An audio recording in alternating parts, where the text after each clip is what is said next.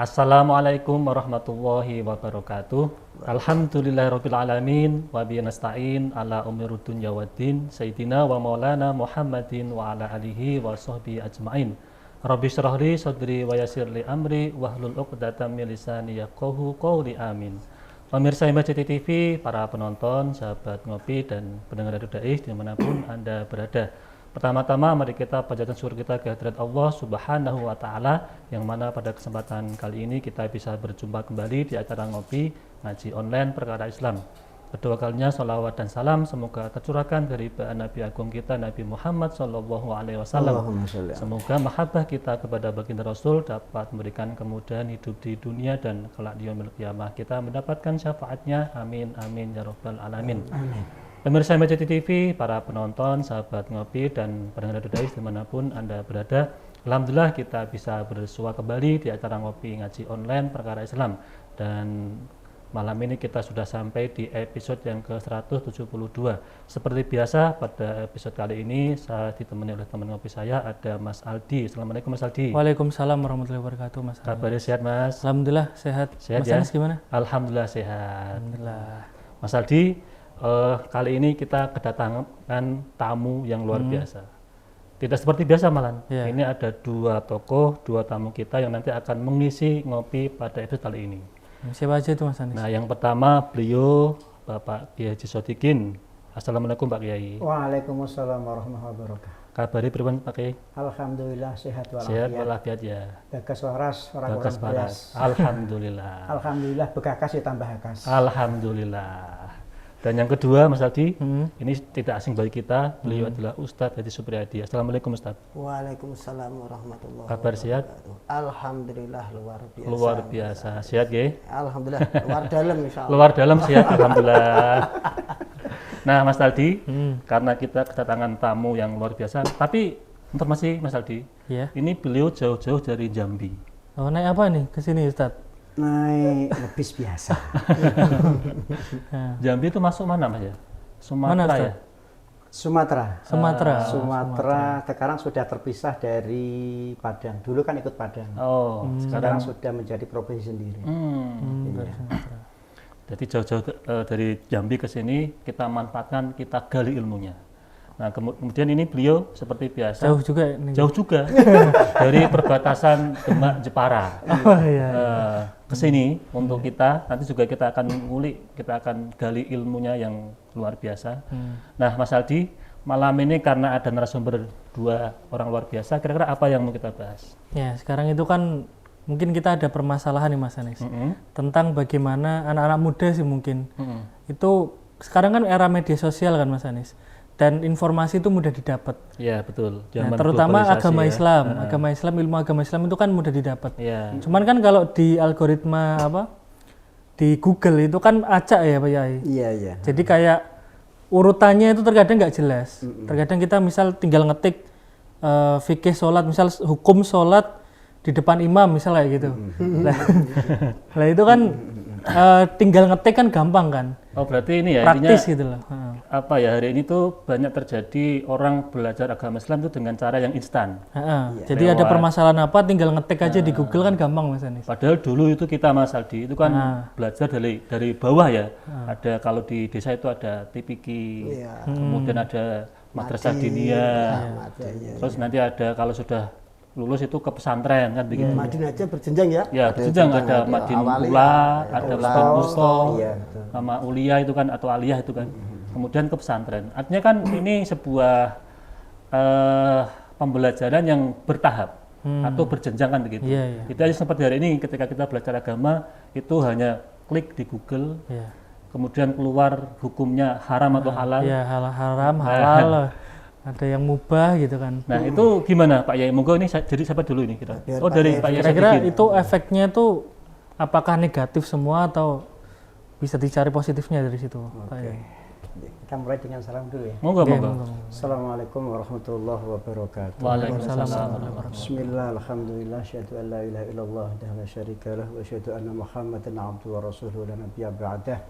Allahumma salli wa sallim wa barik ala sayyidina wa maulana Muhammad ibn Abdullah wa ala alihi wa ashabihi wa mawala la haula wa la quwata illa billah. Pemirsa MCTV yang saya hormati, Mas Aldi. Aldi dan Mas Anis. yang sudah hormati. Alhamdulillah, saya bahagia sekali saya hadir di sini, diterima dengan senang hati. Memang untuk saat ini menjadi sebuah keprihatinan kita, di mana anak-anak muda kita cara belajar agama itu instan. Jadi mereka sudah memahami, ada yang sampai kepada bab masalah jihad, kemudian masalah berkeluarga, tapi hal-hal yang mendasar itu mereka lalai. Oh, pondasinya itu Yang belum. jadi begini, dari kita harus memahami apa toh untungnya kita beragama. Nah, di awal dari beragama kita harus memahami kata agama. Oke. Agama itu kan artinya tidak, gama kaca. Jadi tidak orang kacau. yang hidupnya tidak beragama bisa dipastikan pasti hidupnya akan kacau. Kacau. Nah, gitu loh. Dalam bahasa apa itu namanya itu? Nah, itu kan jadi Sanskerta. Sanskerta, A itu tidak, gama itu kacau. Ya, Dan betul. pasti orang yang hidup agamanya baik, pasti hidupnya tidak kacau. Satu. Yang kedua, Islam. Yang kita pilih Islam ya. Ya, betul. Islam itu kan agama yang menjamin keselamatan. Ya. Selamat dunia dan selamat di akhirat. Akhirat. Dari bahasa nahwu, mohon maaf ya Pak Haji Supri. Oh iya. Iya, jadi aslama itu kan dari Islam itu kan berasal dari aslama yuslimu Islam. Aslama wis mlebu Islam utawa wis pasrah pura sapa wong, yuslimu lagi pasrah, islaman kana pasrah bongkoan temenanan. Jadi pasrah total itu ya. Harus totalitas. Oke. Makanya di dalam sholat itu ada yang namanya gerakan sujud. Nah, begitu ya. Jadi orang itu kalau sudah memeluk agama Islam, dia harus totalitas di Pasrah. dalam menyerahkan dirinya, penghambaannya kepada Allah. Oke. Itu. Makanya di dalam Islam, dalam Al-Quran itu kan ada udkhulu fisilmi kafah. Ya. Masuklah kamu ke dalam Islam secara Secara kafah, menyeluruh, atau dalam bahasa kerennya itu komprehensif. Begitu. Maka banyak sekali kita melihat orang yang sudah pandai berdakwah, akan tetapi ketika ditanya masalah tafsiriyah ataupun penafsiran dari rukun iman itu sendiri, mereka sama sekali tidak paham. Mereka bisa membaca, menerangkan Al-Quran ayat-ayatnya, terjemahan-terjemahannya, tetapi tidak bisa melihat bagaimana membaca Al-Quran dengan tajwidnya. Itu kan krusial tuh. Pada akhirnya apa? Orang bisa memahami Al-Quran, tapi membaca Al-Quran tidak bisa. Oke, ya ada. Ya kan? Ya. Banyak toh. Ya.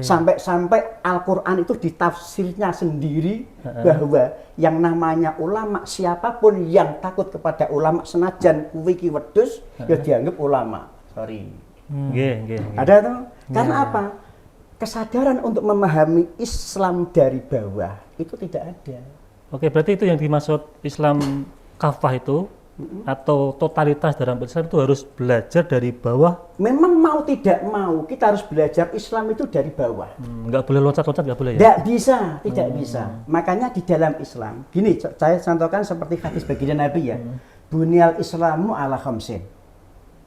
Islam itu dibangun atas dasar 5 pilar. Yang pertama syahadat. Asyhadu an la ilaha illallah wa asyhadu anna Muhammadar Rasulullah. Itu adalah jadi Islam itu saya tamsilkan, saya contohkan seperti rumah. Rumah ya. Orang ingin bikin rumah, yang pertama kali yang dibangun adalah fondasi. Dasarnya dulu. Kuat dan tidaknya sebuah bangunan, mau pencakar langit setinggi apapun, harus dipertimbangkan dengan fondasi. Menara yang tingginya 99 meter yang kita tempati ini. Iya, kita tempati ini, ya kan? Menara Itu Asmaul kan Husna. tentu konstruksi fondasinya kan sudah dirancang sedemikian rupa. Betul. Gitu. Maka yang pertama sekali adalah asyhadu alla ilaha illallah, aku bersaksi tidak ada Tuhan. Jadi seluruhnya menafikan alam semesta hanya illallah. Hanya ada Allah. wa asyhadu anna Muhammadar Rasulullah. Bersaksi bahwa Nabi Muhammad adalah utusan Allah. Artinya apa? Di dalam al-Islam mau tidak mau mempercayai dan menyerahkan seluruhnya hidup dan jiwa kita kepada Allah. Dan sebagai panduannya Rasulullah. Laqad kana lakum fi Rasulillah uswatun hasanah. Ini pondasinya. Nambahin saja ya, saya nambahin saja. oke, Ini dari ibaratkan bahwa Islam itu adalah sebuah bangunan yang luar biasa. Sebagaimana tadi bangunan, sudah ada konstruksi, sudah master plan-nya. Rasulullah itu berarti itu seorang engineer yang luar biasa. Arsiteknya. Sebagai arsiteknya, Iya. pengarahnya dewan langsung pembimbing malaikat Jibril. Nah, Luar biasa, sudah ada panduan. Dasar ini harus kita pahami bersama supaya kita nanti dalam menjalankan atau sebagai seorang hamba yang mengaku beragama Islam dalam menjalankan keagamaan nanti kesehariannya kita jadi muslim yang kuat, yang musliman qawiyan, bukan muslim dhaifan begitu. Nah, dasar apa saja? Rasul pernah suatu ketika itu, ini nambahin saja Pak ya, luar biasa, ini kita perlu apresiasi ini. Suatu ketika itu Rasul pernah duduk bersama sahabat. Terus tiba-tiba itu datang sosok seorang yang pakainya putih, Serba putih. rambutnya hitam, bukan serba putih mas ya, oh, serba putih berbahaya itu ya, pakai bolong gitu ya, wah itu. Yang penting rambutnya enggak putih kan. Rambutnya hitam, baunya wangi, enggak tahu dia siapa itu. Jadi tiba-tiba datang ke majlis Rasulullah. Datang duduk, lutut ketemu lutut, duduk bersila depan Rasulullah terus tanya, ya Rasul, akhbirni anil Islam. Rasul beritahu aku apa itu Islam. Dijawab sama Rasul. Tadi kalau itu kan al-Islamu an tasyhada alla ilaha illallah dan sebagainya sampai rukun Islam disebutkan, terus kemudian tiba-tiba itu jawab nyelonong sedekah ya Rasul. Iya. Aneh, tanya tapi juga membenarkan. Udah tahu jawabannya kok tanya itu kan aneh itu. Iya. Tanya tentang Islam pertama. Yang kedua, akhbirni anil iman. Iya. Ya Rasul, tolong beritahu aku apa itu iman. Dijawab sama Rasulullah. Terus kita sebut, kita kenal dengan istilah rukun iman. Setelah dijawab Rasulullah, lagi-lagi juga sama. Orang tadi itu jawab, sodakta. Loh, benar Rasul, jos, top, hebat jenengan. Iya. Orang yang di sekitar para sahabat juga aneh lagi. Iki ngetes atau gimana? Yang ketiga, akhbirni anil ihsan. Ya Rasul, tolong beritahu aku apa itu ihsan. Terjawab Rasulullah juga sama jawabannya itu. Sodakta gitu. Lah, itu kan aneh itu. Lah, ini ternyata menjadi pembelajaran buat kita juga para sahabat saat itu ditanya Rasulullah, siapa tadi yang datang di hadapan kita? Tahu enggak kalian? Para sahabat tidak tahu. Allah wa Rasuluhu a'lam. Jenenganlah ya Rasul dan Allah yang tahu siapa sosok tadi. Dijawab, itu adalah Jibril atakum yu'allimakum dinakum. Itu adalah malaikat Jibril datang di tengah-tengah kita mengajarkan agama kita. Yang dimaksud tema malam ini adalah SDK kita singkat gitu. Studi dasar keislaman. Itu kita harus memahami bahwa konsep Islam yang dimaksud Islam di sini kita beragama Islam, bukan Islam yang kita dalam ranah berpikir singkatnya adalah rukun Islam, bukan. Tapi dalam kita menjalani kehidupan sehari-hari itu sesuai dengan tuntunan Islam. Nah dasarnya apa? Tadi disebutkan yang pertama adalah akidah. Kita harus dasarnya kuat dulu nih. Di sini pasti ada cakarayam, ada batu bata yang membuat konstruksi supaya itu dasar. Pondasinya ada, basement dan sebagainya itu lengkap. Rasul sudah membuatnya itu rancangannya lengkap. Nah supaya kita enak dalam mencerna, maka dikodifikasi oleh para ulama-ulama, muncullah yang namanya akidah rukun Islam sebagai akidah kita, pondasi kita. Bangunan ini yang tampak itu sebagai Islam kita yang disebut dengan syariat. Amalah kita ubudiyah, muamalah dan sebagainya itu nanti disebut syariat. Gampangnya, oh itu wong Islam karena yang nampak itu.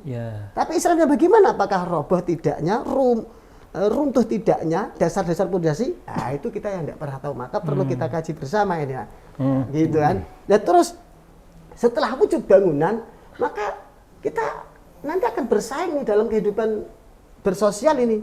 Bersaing gimana? Kita tuh akan merasa kita pakai baju, kita semuanya pakai baju, bangunan ada bangunan semuanya, tapi kita memandang bangunan itu keren ya, bagus ya, Pak Ustaz ini keren banget ya tampilannya ya. Yang membedakan apa? Hiasan. Hiasan pada diri, dinding, hiasan, arsitek, kemudian apa ya, ornamen-ornamen. Lah itulah yang disebut dengan ihsan. Oke, artinya Akhlak akhlaknya kita, itu ya. perilaku Ini lebih ke karakter pribadi. kita. Lah, kepribadian itu nanti menentukan orang itu Memang- merasain. Lah, Iya, betul, ini betul, perlu betul. kita kaji bersama. Jadi menambah dari kisah Iya. tadi, ini warga, menurut saya warga net atau apa ya? Ini Netizen. generasi netizen zaman sekarang, bukan netizen aja kita mungkin yang Iya, iya, iya, mungkin iya. juga kita semua yang ada di sini mungkin juga kena ya gitu ya. Terutama ini yang pegang kamera. Oh, enggak berani lah. Artinya kadang kita itu begitu mudahnya menganggap mudah sebuah ketentuan agama yang mana kita tidak pernah tahu proses dalam dulu tercetus seperti itu tuh luar biasa perjuangannya. Iya. Nah, yang dicontohkan tadi termasuk sholat ya nanti. Sholat itu tidak murah, Nggak gampang. karena coba kalau kita pakai teknologi zaman sekarang, Rasul kemana itu mendapatkan perintah sholat? Isra Mi'raj. Isra Mi'raj, teknologi tercanggih saat ini, mau berapa triliun, tidak mungkin bisa menempuh dan menembus tempat yang dilalui Rasulullah. Berarti sholat itu sangat istimewa, dan Istimewa. mahal. Nggak Tapi orang berharga itu ya. sekarang, wah antara pekerjaan dengan sholat, kalau disuruh milih yang mana Mas kira-kira nih? Mas Anies, kamu udah sholat, tapi ku gaji satu sholat, kamu tinggalkan satu sholatan 1 juta. Sama dengan etikin misal. Jadi kamu di pabrik saya perusahaan Nyun Sewu ini, Iya, bukan iya, menuduh iya. ya, Iya. Andi misalnya. Mas Anies cukup siang hari saja kok yang ditinggalin. Iya. Cukup duhur sama asar. Kan masih tapi ada 4 waktu ya. masing-masing ya masih ada 3 waktu Mas Anies. Ada maghrib, ada isya, ada subuh. lumayan, Nggak ya. usah. Jadi yang siang aja tinggalin setiap 1 kali sholat. Satu waktu 1 juta. Satu waktu 1 juta. Oke. Jadi 2 waktu 2 juta. 2 juta. Itu Plus- ceperan plus- nih. plus Cep- UMR. Yup. Iya, iya kan, plus UMR. Iya, Oke, ceperan. oke. Ini- Kira-kira lama ditinggalkan nggak? Yo kalau saya sih yo kurang itu. Oh, itu artinya hanya kiasan masalah Iya, saja. iya, iya, Betapa rapuhnya kehidupan pengamal agama ini, maksudnya kaum muslimin saat ini, yang terutama kaum muda ini ya. Iya, iya. Kita nyun sewu tidak menuduh, tentu di sana banyak pemuda yang luar biasa, rajin ke pengajian, sholatnya tekun, bahkan sholat malamnya luar biasa. Kita tidak meragukan itu. Cuma banyak di sekitar kita yang perlu kita tolong, kita beritahu, kita dakwah bersama bahwa Islam itu ternyata santun kok, tidak seperti yang ditakutkan. Lah, nanti saya sholat terus gimana ibadah ini kerja Terus saya. Islam gitu. itu tidak suka dengan kekerasan. Oke. Dan juga begini Mas, saya lanjutkan ya. Monggo, monggo. Jadi orang yang sudah masuk Islam, dia kan otomatis 100% menyerahkan jiwa dan raganya, kehambaannya kepada Allah. Allah, ya. Artinya Itu yang di saat, tahu, yang di tahu. saat itu juga, ya kan, kalau kita jadi orang Islam, kehidupan kita itu diatur. Oke. Orang maunya umat ini kan hidupnya kan bebas, sebebas-bebasnya. Ya kan? Ya. Semua orang itu maunya kan bebas. Betul. Kalau di tempat kita di Jambi sana itu ada istilah begini, Pak Ustadz, semua yang berkaki 4 itu halal, kecuali Semua yang berkaki meja 4? dan kursi. Itu pun karena keras. Ya kan? Karena Dan keras. Kalau itu lembek udah dimakan bukan ya? keras, keras. Keras apa itu? Keras. Keras itu. Keras ya keras. Oh bahasa sana situ ya. Nah iya, ada orang seperti itu. Semua yang berkaki 4 itu halal, kecuali meja dan kursi. Itu pun karena keras, Pak Ustadz. Semua yang di lautan itu pun juga halal, kecuali kapal selam. Itu pun karena keras. Kalaupun itu lunak, kulum juga itu, Pak Ustadz. Itu sifat manusia yang tadi ya belum paham tentang agama Islam. Jadi ini kebetulan orangnya tidak Islam. Oh, Nah, ya. yang Kok ngomong- tahu halal haram itu? Hah? Ya, mereka itu berpahaman bahwa Menghalalkan semua diri. yang tercipta di muka bumi ini Boleh itu halal ya. buat mereka. Oke. Begitu loh. Tetapi ketika kita sudah masuk agama Islam, maka di situ kita harus menerima seluruh aturan-aturan itu.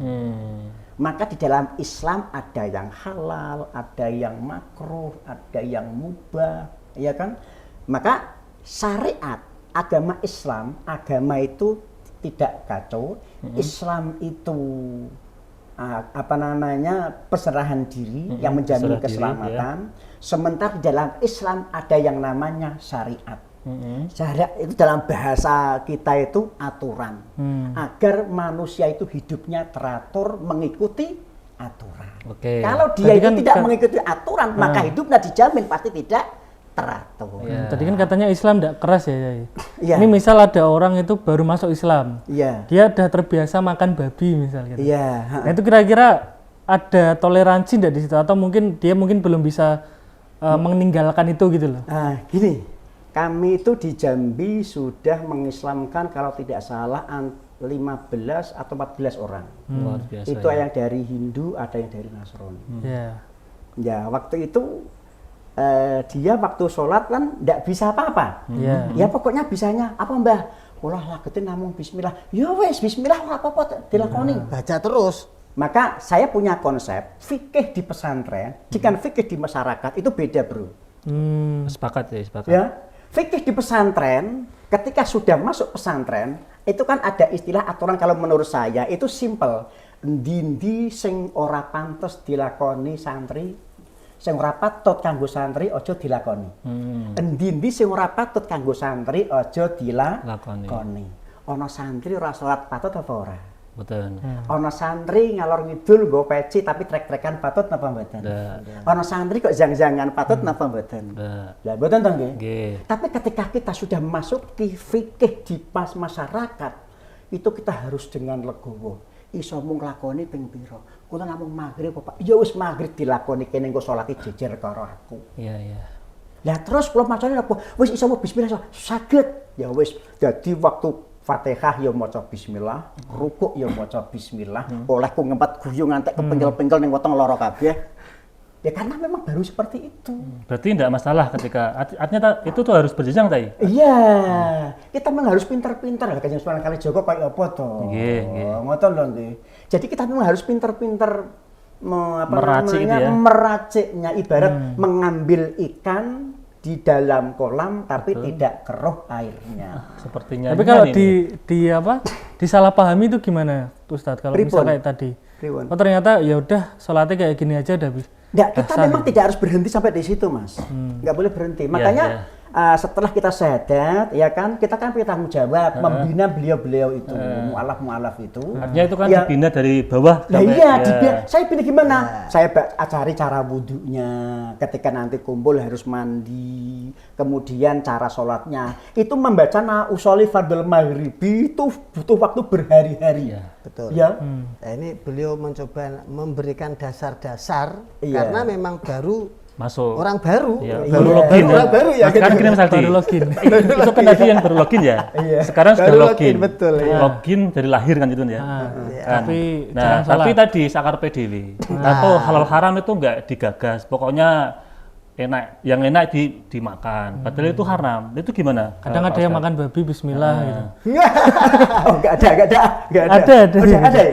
Viral gitu. Kan kayak hari ini kan banyak orang Islam yang, mohon maaf Mas Aldi, kan banyak orang Islam yang mungkin apa ya, penggaweannya atau pekerjaannya itu ya sholat iya, tapi masih jalan tuh loh. Dan itu gimana Pak Haji? Terkait hal itu, apakah itu juga tadi ada toleransi? Oh nggak apa-apa lah, wong itu juga. Dalam rangka dakwah mungkin ya. Ya.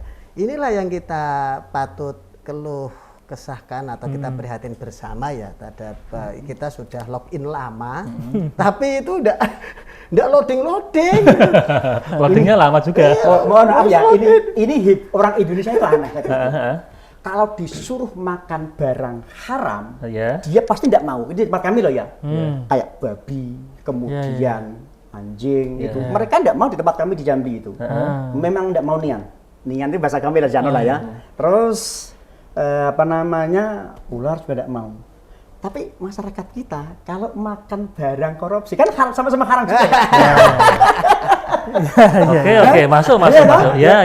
Ini orang Indonesia kalau suruh makan barang sama-sama haram loh. Dosanya lebih besar yang ini, yang korupsi, karena dia bisa mengakibatkan kemiskinan di mana-mana, ketimpangan sosial Walaupun zatnya di halal. mana-mana. Jadi zatnya halal yang dimakan. Lah iya, tapi kan sumbernya haram ya tetap haram toh bro. Iya, Kan begitu iya, ya. Maaf sorry ya, nggak apa-apa ya. Ya Mas ya. Kan gitu loh. Ini Iya. orang Indonesia kayak gitu. Suruh makan babi enggak mau. Yakin enggak mau tempat kami. Tapi korupsi kalau oke. korupsi dana berapa? Zat. Berarti ini kan tadi ya makan barang halal haram itu tidak mau, kayak tadi ada babi, anjing, macam-macam. Tapi korupsi Iya. itu cepet-cepetan. Bahkan malah jadi kebiasaan mungkin Mas Aldi ya. Ini bisa jadi mungkin korupsi itu karena dasarnya tadi nggak kuat. atau Tapi gimana, Mas Ustadz? Aldi ini sebelum dijawab kita akan jeda iklan yang mulai dulu.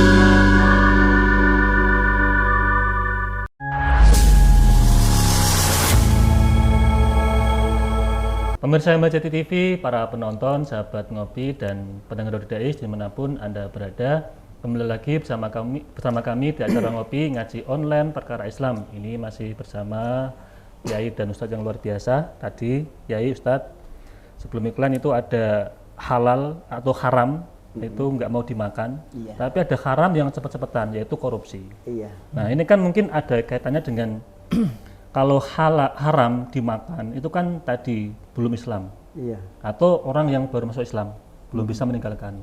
Tapi kalau korupsi itu kan sebenarnya sudah mungkin dari lahir Islam itu. Ya. Tapi kenapa kok menjadi sebuah kebiasaan terutama di negara kita Indonesia itu gimana, Pak Ustadz Haji Supriyadi?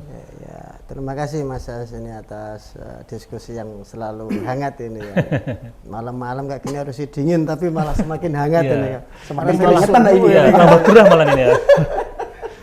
Saya tuh pernah waktu itu tuh diminta teman saya, bukan ditawari, diminta teman saya untuk membimbing mu'alaf. Beliau itu kerjanya di Australia. Karena kesulitan mencari pembimbing yang bisa berbahasa Inggris itu. Tapi karena waktu, jadi saya tidak bisa memberikan waktu yang cukup buat beliau. Setelah saya mau, tapi sudah agak terlambat.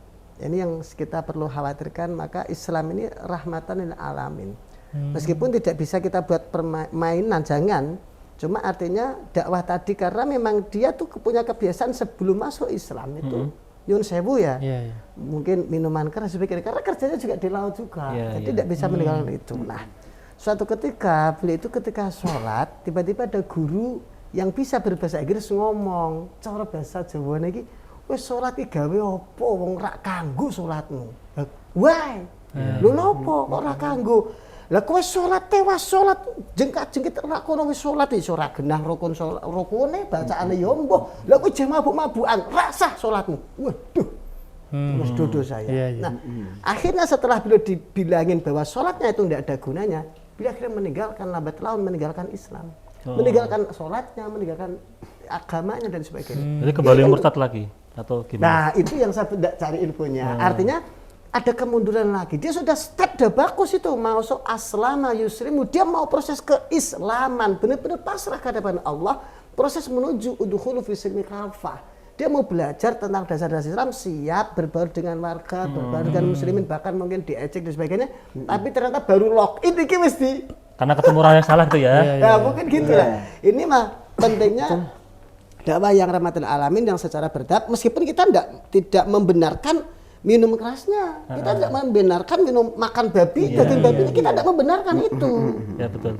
Tidak membenarkan Tapi itu. karena mungkin karena kondisi dia seorang mu'alaf, kita harus pelan-pelan dulu. Yuk kita bareng-bareng. Nah, sambil lambat laun kita beritahu. Karena mungkin dia belum punya dasar bahwa itu haram menurut kita. Tidak boleh, memang mungkin itu ada kesehatan, ada sebagainya. Mungkin, tapi Makanya, kita perlu jelaskan.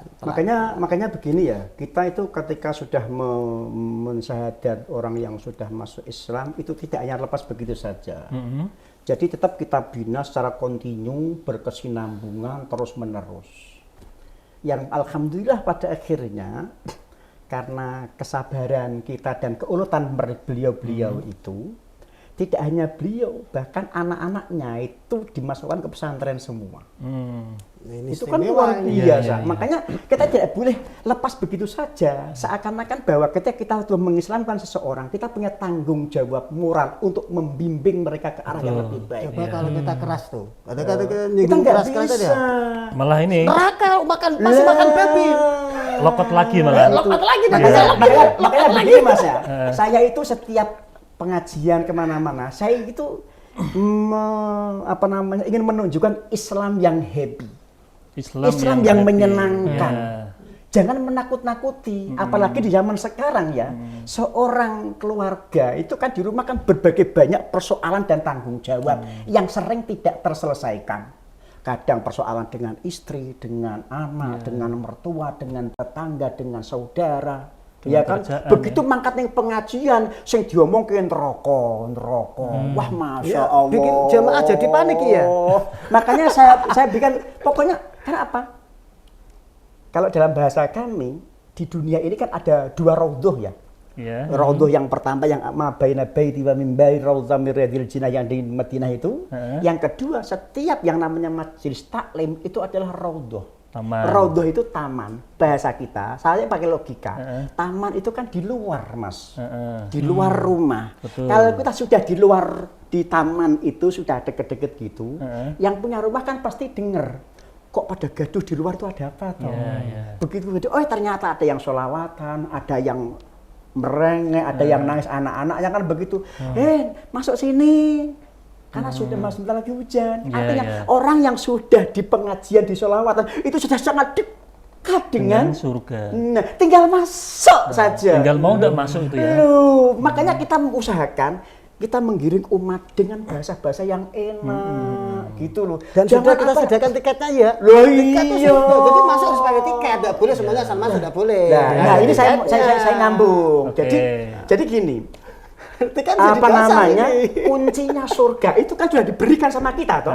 Iya. Miftahul jannah la ilaha illallah. Kuncinya surga itu sudah dikasih sama Allah. Lah kok sampai kamu jadi orang Islam kok mlebu neraka iki karepmu piye, Mas? Loh, logis apa ndak? Kuncinya hilang tak iki?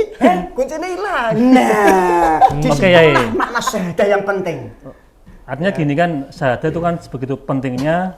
Iya. Itu kunci kelak kita akan masuk surga gitu kan. Iya. Di taman itu kan sudah di depan rumah.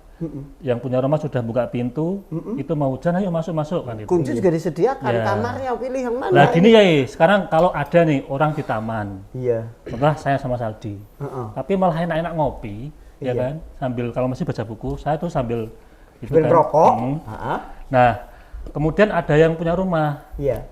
ini mau hujan ayo, nggak enak kan gitu kan. Itu apakah termasuk bagian dari apa ya, happy tadi Islam yang happy, Iya. atau bagaimana Kiai? Jadi gini, saya tetap memberikan pemahaman kepada masyarakat bahwa Islam itu mudah Mudah ya. dan Islam itu murah, tapi bukan murahan. Oke, masuk. Ya, contoh ya, di dalam konsep Ahlus Sunnah wal Jamaah akan ada kegiatan yasinan. Kalau saya ngajikan la ilaha illallah tekone keri dewi, la ilaha illallah lungguh ning mburi dewi, la ilaha illallah jubule ngantuk wae, la ilaha illallah wedange ditekake, la ilaha illallah berkate padha kiya. Ini. Enak-enak dadi wong Islam kan ngoten to, Mas. Ya.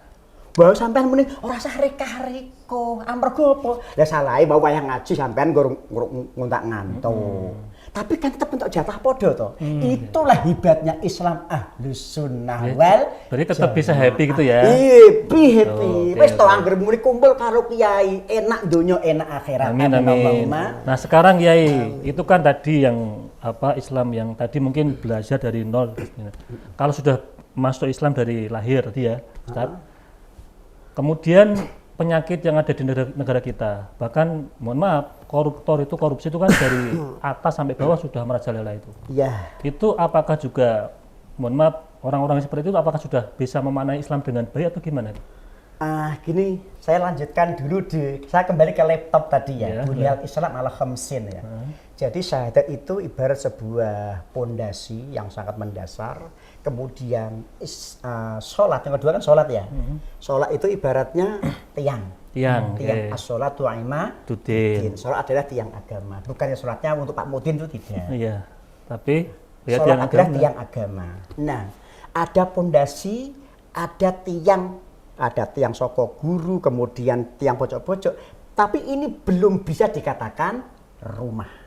Belum bisa ditempati, belum bisa dimanfaatkan.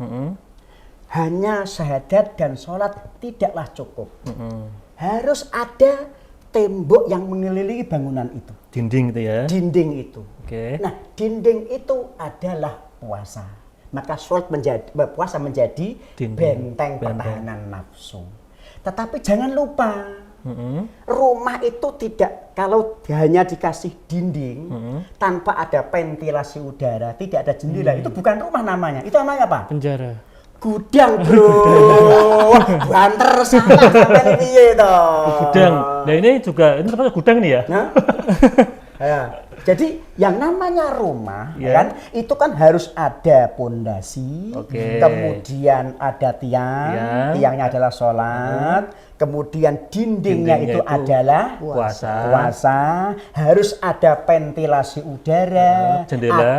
ada pintu samping, pintu belakang, kemudian ada jendela ya kan. Nah, itu akan menjadi sehat. Maka adalah konsep yang namanya mengeluarkan zakat. Kalau zakat itu kan cuma jendela, pintu. Tapi ada yang namanya sodakoh, ventilasi udara, ada yang namanya infak, ya kan? Nah ini yang namanya rumah sehat. Nah, Kalau koruptor tadi, Ini atapnya sebentar, apa? ini Islam yang kafah tadi. Iya. Nah, Islam ini juga tidaklah sempurna, belum bisa dimanfaatkan bangunan ini kalau tidak ada atapnya. Maka atap itu adalah haji. Nah, bagi yang masyarakat yang tidak berpunya, inna yaumal jum'ati khijjul fuqara wal masakin. Wes miskin, ora jumatan, ora mangkat haji. Naudzubillah min. Miskin gimana mangkat haji Pak Yai? Dalam? Miskin gimana berangkat haji? Lah, makanya jumatan. Nah. Loh, Haji gitu. online belum? Hah? Haji online? Nggak ada, haji online nggak ada. Kalau Tetap nggak Jumatan? ada. Hah? Pakai Google Map loh. Jumatan online juga nggak ada ya? Nggak ada. Karena apa? Khotbahnya Jiwa online. raga harus datang. Oh, iya. Oke. Berdiam diri untuk mendengarkan syarat rukunnya khutbah. Berarti ketika ada orang miskin yang belum mampu naik haji, Ya. harus Ya, rajin Jumat. Jumatan. Maka Jumatan menjadi salah satu Iya. ibadah ya. Nah, begitu loh. Berarti kalau sudah haji, nggak Jumatan? Oh, jangan.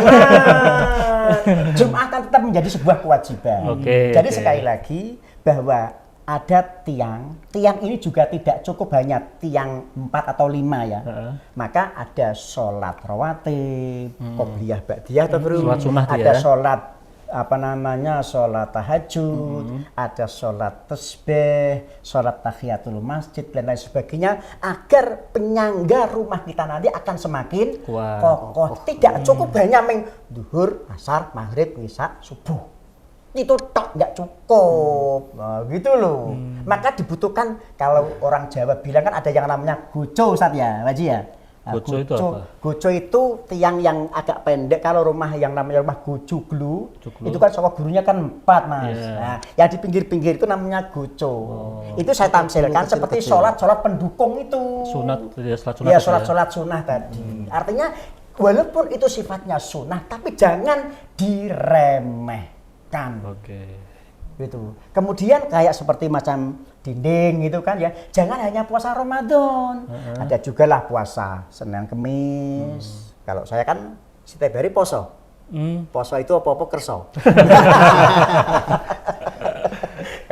Gitu ya. Ya, berarti kayak tadi puasa sunnah itu kan kayak misalkan ada dinding sudah ada, kemudian dilapisi cat atau apa, termasuk puasa sunnah tadi ya? Gini, jadi ketika rukun Islam ini sudah terpenuhi, Iya, dia melaksanakan sholat beserta qobliyah ba'diyahnya, dia melaksanakan Zakat. puasa plus puasa-puasa yang sunnah, kemudian melaksanakan zakat dan juga ada sodako, ada infak, ada jariyah kan, kemudian ada haji, mungkin juga kalau ada rezeki dia juga umroh. Itu rumah sudah bisa ditempati. Akan tetapi rumah ini kan butuh hiasan, Mas. Ya kan, ada yang namanya teras, kemudian adalah taman, harus di depan itu tampilannya biar lebih keren, kasih batu alam, ya kan, kasih lampu. Disitulah yang menghiasi rumah itu nampak indah dan bagus, akhlakul karimah. Akhlakul karimah. Akhlakul karimah ditengoknya, sholatnya bagus, infaknya, sosialnya tinggi, puasanya rutin, haji berkali-kali. Tapi kalau sosial di masyarakatnya itu tidak bagus, ya akhlaknya tetap tidak. Bagus. Maka Tapi kalau ada pemahaman gini gimana Ustadz? iya, Yang penting itu luarannya, maksudnya akhlaknya. Masalah sholat, masalah apa itu kita nggak perlu ngurusi, itu gimana Ustadz? nggak bisa. Itu kesalahan Iya. beberapa kesalahan warga kita ya, terutama ini mungkin warga sekitar kita sendirilah. Sekitar jenengan saya. Sama. Sebelah bukan sekitar, Oh, sebelah iya. ini. Sekitar itu sini sebenarnya. Oh, berarti ini ya? Ini sebelah, ini sekitar itu. Itu terkadang kita memperbaiki depannya luarnya ya, nampak bagus itu lah, nampak bagus itu sebenarnya juga simbol akan kekurangan dia itu loh. Tapi mau coba menutupi dengan segala sesuatu, artinya meskipun itu tampak rumah tapi tetap menjadi kiasan analogi bagi kita yang sebagai kaum muslimin ini ya.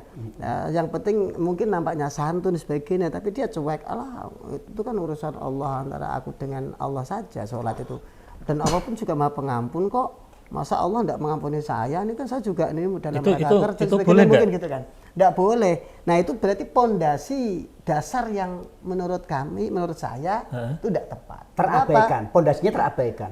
Bukan terabaikan, ada yang hilang di situ. Ada yang hilang. Hanya dikesampingkan gitu loh. Beliau mencari mungkin pokoknya saja, hanya mengenal bahwa Allah itu Maha Pengampun. Iya Maha Pengampun, tapi jangan lupa juga Allah itu juga Maha Al-Qahar, itu kan Maha Perkasa yang juga punya sifat yang menghancurkan dan sebagainya. Tapi juga beliau memang satu sisi juga punya sifat yang namanya Al-Adil, kan adil ya. Siapa saja yang mau nanti menuruti syariat ya Allah pasti akan menyesuaikan sesuai dengan tugas yang diberikan beliau itu dilakukan dengan baik atau tidak. Nah tugas kita sebagai muslim kan banyak. Kita harus memenuhi supaya kuat pondasinya tadi akidah.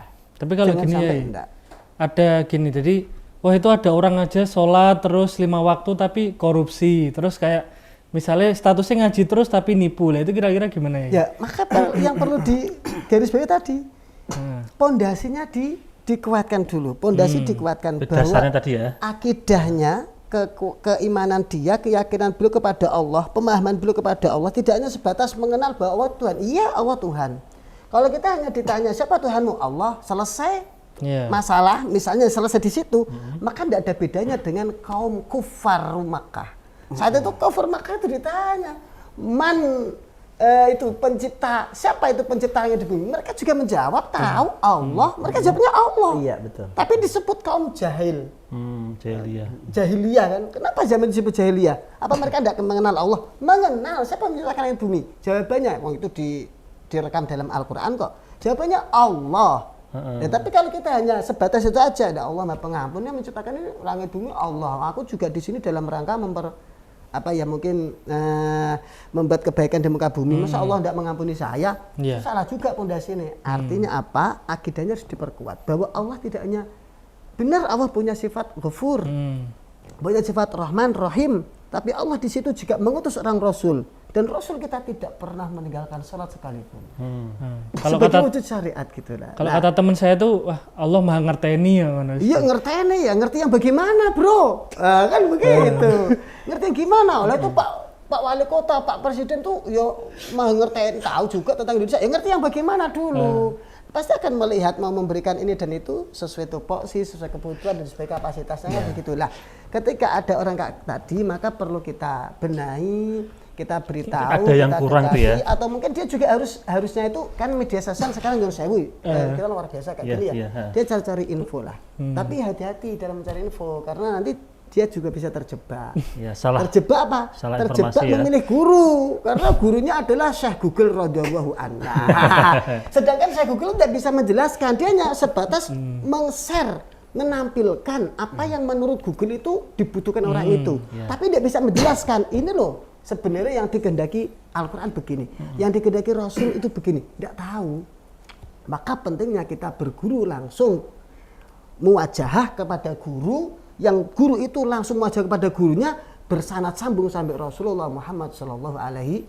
Sehingga dalam beragama nanti pondasinya juga kuat, amalahnya kuat. Pada intinya akhirnya kalau kita ini tidak mungkin korupsi saat dia itu yakin di situ ada Allah. Jadi tidak mungkin berbuat kasar atau jelek. Betul. Saat itu kita iman yakin takwa kepada Allah, tidak mungkin. Jadi menambahi Ustadz Haji Supri, pemahaman la ilaha illallah itu harus sekomprehensif mungkin. Yang pertama bahwa hidup ini kan adalah hablum minallah, hablum minannas. Hubungan dengan Allah dan hubungan dengan manusia. Lampu itu bisa hidup karena ada 2 kabel yang terhubung di situ. Ya kan tanpa ada 2 kabel itu nggak mungkin, satu saja tidak bisa hidup. Kan seperti itu.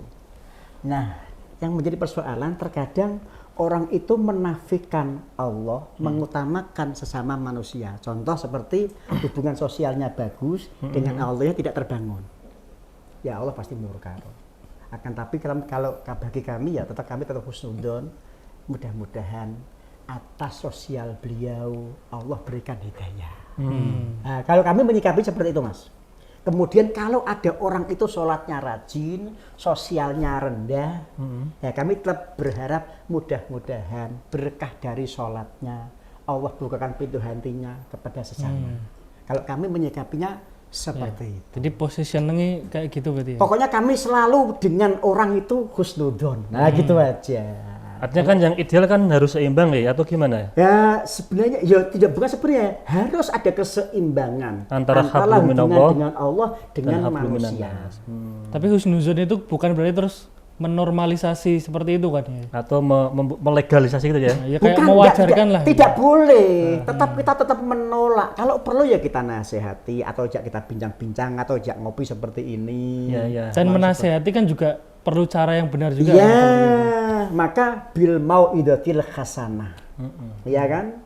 Jadi mengajak seseorang itu dengan cara yang bijak, dengan bahasa yang santun dan enak. Makanya biasanya kami kalau ada orang yang seperti itu, umumnya umat Islam, seperti yang kami laksanakan di Jambi ya Mas ya, itu kami tidak pernah mengajak mereka itu untuk masuk Islam, tidak.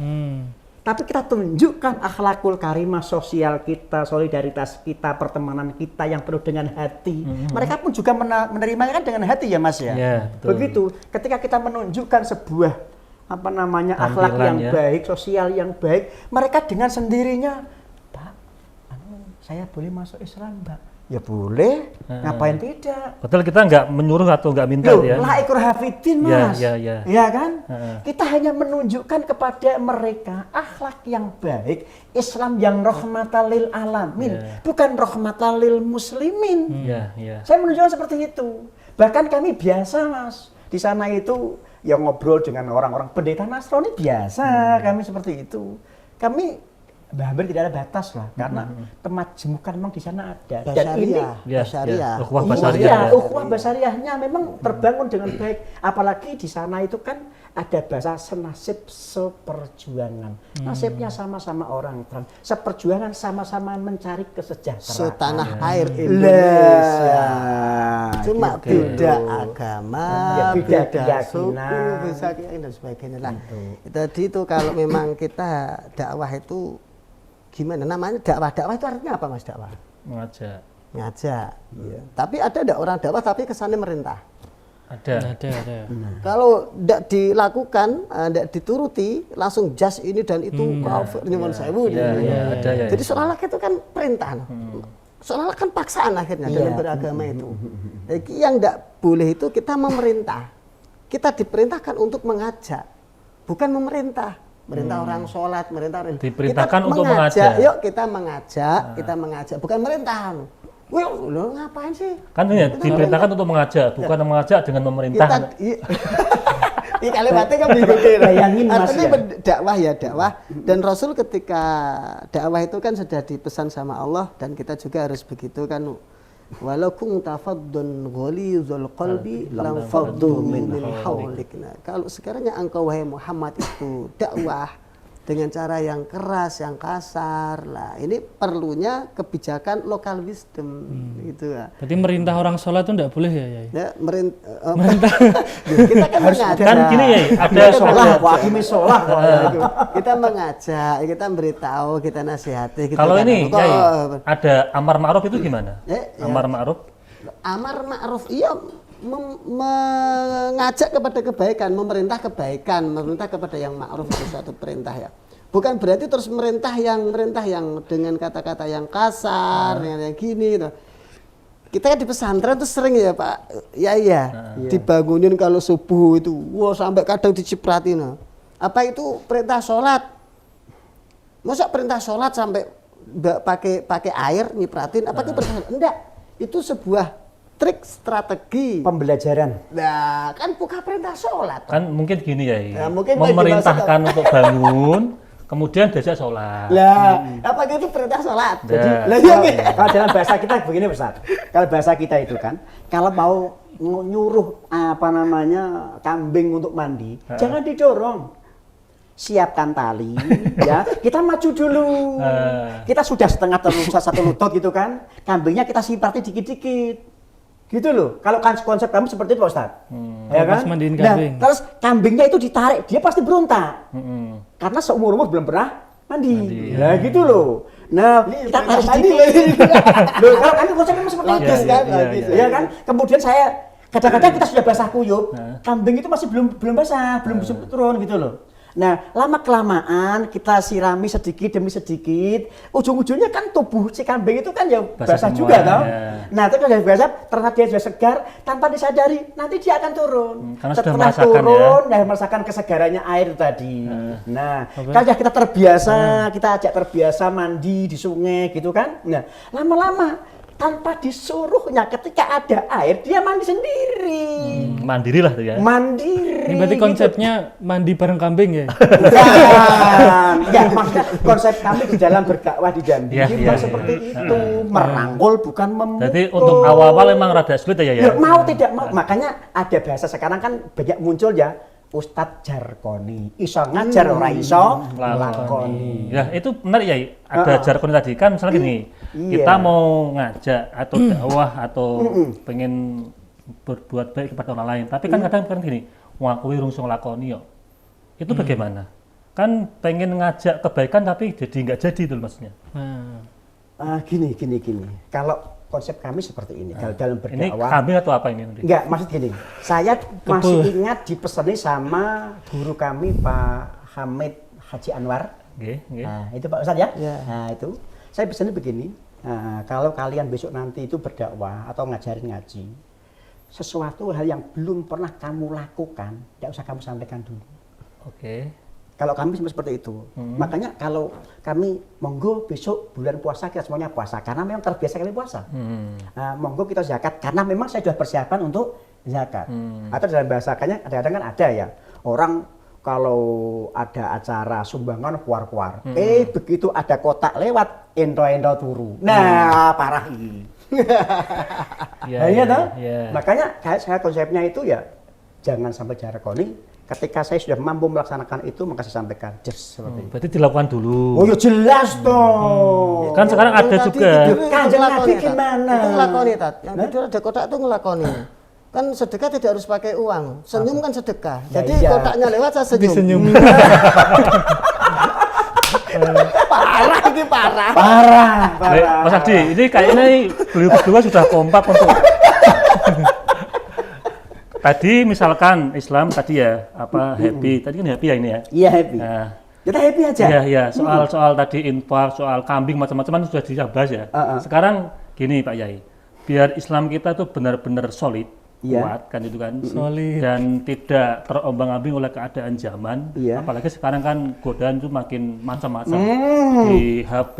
Mas Ali sering tergoda ini. Oh iya. Gimana Pak Yai sudah mencurigakan masalahnya? Suka menggoda juga enggak? Gimana Kiai? Pak Ustadz atau Pak Yai? Biar Pak Yai aja nih, Pak Yai. Sama-sama Yai. Biar kita tahan banting atau tahan godaan yang ada itu deh. Ya sering digoda soalnya. Perawan Kalimantan, Sumatera kan luar biasa. Oh iya. Dia bisa banyak ini, maka saya bawa ini.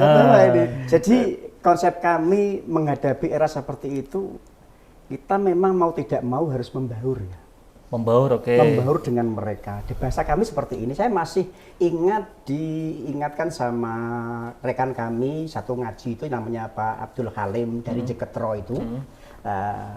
Kim deloken iwak ning nggon segara kae. Iwak nggon segara kae dia uripe ning banyu asin. Tapi selagi dia itu hidup, dia dagingnya tidak akan asin. Ya betul. Itu loh. Itu konsepnya. Jadi seorang santri dimanapun kita berada, ketika santrinya itu masih tumbuh dan berkembang di dalam hatinya, tidak terkontaminasi oleh perubahan zaman dan lingkungan, maka insya Allah dia akan tetap selamat. Itu santri. Kalau yang orang awam seperti saya atau Mas Aldi gimana? Nah, karena itu aku nggak tahu loh ya. Intinya kita dalam bergaul tetap punya prinsip ya. Ya memang harus seperti itu karena kita kan tidak bisa menolak kondisi sekarang. Betul. Bahkan Yang namanya orang jelek itu tidak selamanya jelek kok. Saya ingat yang disampaikan oleh orang tua kami, bapak kami. Jadi kita jangan membenci orang secara totalitas. Karena gini nang, sak elek-elek wong, sak bejat-bejat wong masih tetap ada manfaatnya. Kamu tidak boleh memvonis bahwa orang itu celaka, orang itu kafir dan lain sebagainya. Maka saya masih ingat bahasa orang-orang tua kita dulu itu Mas, itu dalam memberikan pembelajaran kepada anak itu sangat amat santun, tidak pakai dalil. Di masa kecil, nak mangan kuwi ojo ngangkat piring. Ora lho. Bahasanya cuma gitu. Jangan duduk di tengah pintu. Ora lho. Alah, Mbah, hus. Bukan haram ya. Iya. Enggak pernah mereka itu ora elok. Kalau sudah ora elok kok masih dilanggar oleh anak mengkondak kualat. Ya kan? Karena tapi di saat ini karena pondasi dasar Islamnya itu lemah. Orang lebih mudah mengkafirkan dirinya orang lain, memusyrikkan orang lain, berstatementnya kok begitu mudah dan enteng. Padahal bahasa ini rentan, resikonya tinggi. Orang-orang tua dulu, kalau orang Jambi mengatakannya begini, Lup, janganlah kau cakap macam itu, ndak elok. Ndak elok. Ya. Aku teringat sama film kartun itu ya, ndak elok. Yang gundul-gundul dua. Itu sebenarnya kan seperti itu. Keren itu. Orang tua itu mengajari mereka mengatur tata bahasa.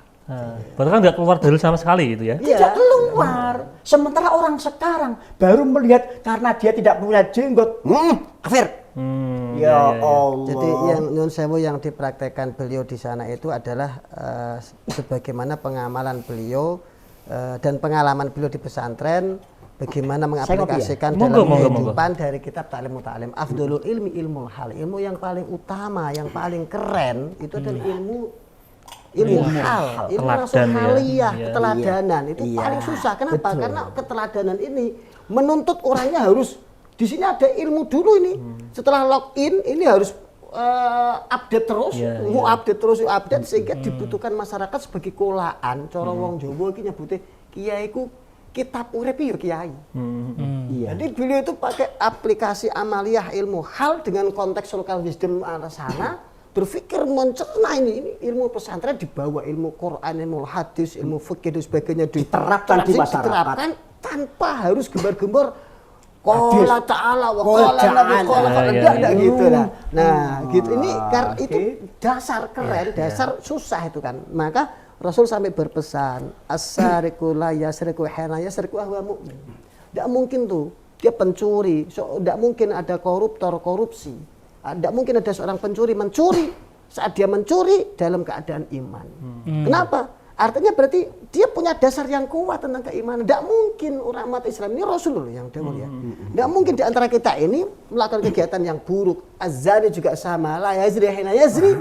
Pezina tidak mungkin dia berzina ketika dia sedang berzina dalam keadaan beriman. Tidak mungkin. Artinya dasar, ketika melakukan itu berarti tidak beriman. Iya, berarti dasarnya memang tidak ada. Pondasi keimanannya rapuh sehingga dia mudah melakukan kegiatan-kegiatan yang menurut syariat itu adalah sebuah larangan atau pelanggaran. Nah, maka ya seperti tadi malam itu harus ada kartu kuning, kartu merah.